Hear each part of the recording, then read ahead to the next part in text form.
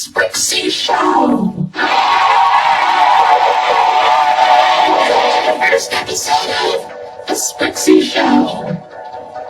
Today, we're gonna be looking at something so interesting and so hybrid.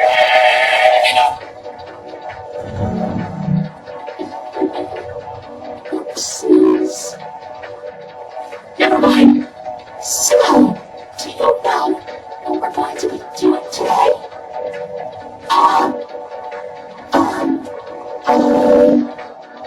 A review? You betcha. Are you excited? Because I'm excited. Alright, here we go. This is our first review. Welcome to Pooh Corner. It's a good place to start, huh? But wait, I heard about this show. It's, well, don't worry, Orange. Please just calm down. It's okay. Wow, I don't want to hear about it anymore. Please, I don't like this show. I want to go home now. Can we just skip this review, please? Please. Anyway, let's continue with the review.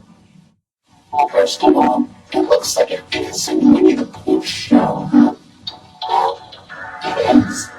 It's worth noting that this is the very first Winnie the Pooh TV series. And as you can see, it's live action. Who doesn't love live action?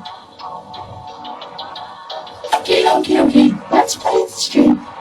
Let's just take a look at some of the differences. The biggest difference is Winnie the Pooh himself. He looks like Winnie the Pooh. Only some people think he's creepy looking. Well, the cartoon Winnie, he's kinda cute. As you would expect, that's his regular appearance of the live-action Pooh Corner. He's kinda, well, dare I put it, a little bit unnatural. I mean, his head seems a little too small, obviously because it's a costume, and people don't have that big of a head. And I don't know, just seeing him walk around in like full body when there's somebody in the costume, it's just, I don't know. And don't even get me started about those eyes. I don't know why they made his eyes look like that, but I guess it's just so he can blink. He can blink without those. Does anybody know what they all look like? I assume they look like something. It's probably because of how low budget they are that they can't really afford to make them look so good and yellow and boring. Piglet is, well, he looks kind of cute. I'm pretty sure that the person who made these costumes had to make sure that they fit the people, were able to have their heads and their bodies be perfectly fit. But piglets, I wonder how small the person in the piglet costume was. Probably a little person or something. I don't know. But let's look at the differences between this piglet costume and the cartoon piglet. Well, the head's a little bit roundish. Also, this version of Piglet wears a scarf. Well, Piglet, we all know, does not wear a scarf. I mean, it is a cute looking scarf. I do like scarves, but, well, no, he does look cute in that scarf, I must say. Now let's look at Tigger. I understand Tigger is known to bounce on his tail, but because this is live action, I'm guessing there was no way they were able to make him bounce on his tail. I mean, a fake tail isn't strong enough, let's say, well, any tiger's tail, I must say. Also, I think that is a little too, dare I say, quick. But you know what? I guess that's what makes Sticker funny. He's supposed to be really energetic. He's kinda cool here. He's really in character. The only difference is that instead of a pink nose, he has a black nose. I don't know, maybe they didn't have enough pink fabric to make the nose when you were making the costumes. Oh well. Now as for Eeyore, he is considered to be, well, an old gray donkey. As he is. But the thing is about this version of Eeyore is that he's less depressed and more cheerful. Also, I don't know if this is tied to any of the other stuff, but he really likes to eat thistles. I mean, thistles are plants, so I guess maybe they kind of put that into the actual Pooh stuff, but I guess that we never really got that information, and we've only heard it here. Also, how does the Eeyore costume work? So for Kanga, I understand Kanga is kind of the female in the Winnie the Pooh cast. I've just seen the live-action version of Kanga, well, in Welcome to Pooh Corner form. She kind of looks a little bit like the,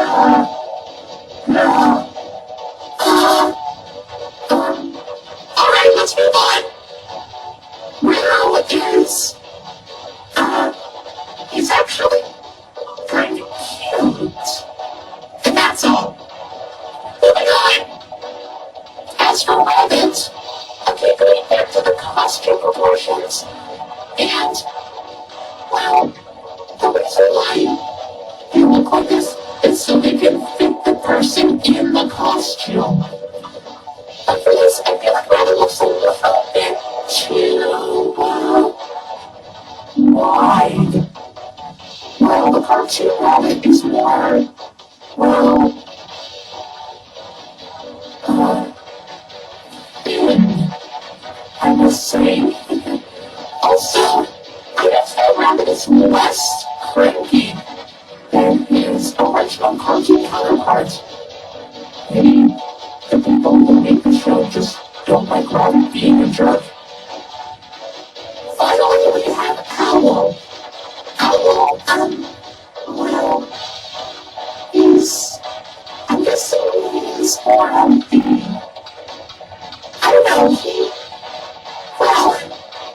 he goes out the gag of, well, the running gag, I must say, much like Eeyore with the pistols. He likes to talk about his relatives. And you know what? Well, I'm guessing that's kind of a thing he could do. I mean, yeah, sure, he can be very mature and nice, but, yeah, just hearing him talk about his relatives is kind of amusing, I guess. But, yeah, I'll stick with that. I understand. Jiggly, I never knew that the characters had some interesting looks and personalities. It almost felt like that I missed something from the original stuff. Or should I say, the actual stuff that's been around for the longest. I know. And you, on the other hand, always respected them as creepy. But if you keep on looking at them, they might not seem creepy at all. They're actually kind of cute. And really funny. Yeah, sure, it might be pretty low budget. They really didn't have enough money. But I see them as just okay. They're supposed to be pure and sweet. adorable. And they are just like in here. I'm not sure about that, because look at this. PSAs with Pooh. Exactly. PSAs. We need to talk about them. Why are you wearing glasses? Oh, you know what? I don't know. According to this, it seems that they did these PSAs for educational children, for schools. They talked about school bus safety and stranger danger. Oh, that's nice. I guess I wouldn't be what? School bus safety etiquette and stranger danger? Are you telling me that they also entertain children at school? Yeah. Is that a problem?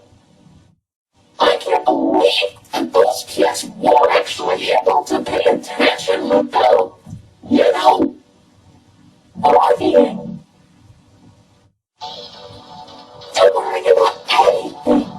You see, this principle doesn't lecture is a 13-minute long PSA that was released, I believe, in 1984. It taught children all about proper school bus etiquette. Well, what the point is that the gang boards the school bus to the leeward. I forgot so much to Christopher Robin, which I believe is the only time he was ever addressed to in the show. Anyway, while on the bus, they talk about what to do and what not to do in terms of school bus safety. This includes not running in front of the bus, not going under the bus, and don't eat or drink on the bus. Proper safety, school bus stuff, all that kind of, stuff like that. It's not really that popular. In fact, I'm pretty sure that you can only find a VHS copy of it somewhere in, I don't know, a really old vintage antique store or something. Some kind of thrift shop. There's no way you're able to find it in a library anymore. Unless you look hard. Really hard. I mean, come on. I feel like this is probably one of the most jarring things I have ever experienced following the Pooh, but there's more. However, there was another PSA, which is obviously the Stranger Danger one. Too Smart for Strangers was released in 1985, and it was 5 minutes long. That is a very long one, but it's lasted 45 minutes.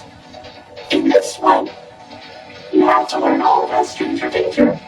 It features a few kids talking about what to do when approached by a stranger, and what to do when, that happens. And of course, the Winnie the Pooh characters also give some tips on how to stay safe. Don't let a stranger in your house when a parent isn't home. Don't take anything from a stranger and be offered to you and run away when approached by a stranger while on the street. The reason why this is so infamous is because, they also talk about molestation, which is, touching private parts. They talk about private parts in this. But despite all of that, it's still a really good show, just like all the other ones. Well, that's our show.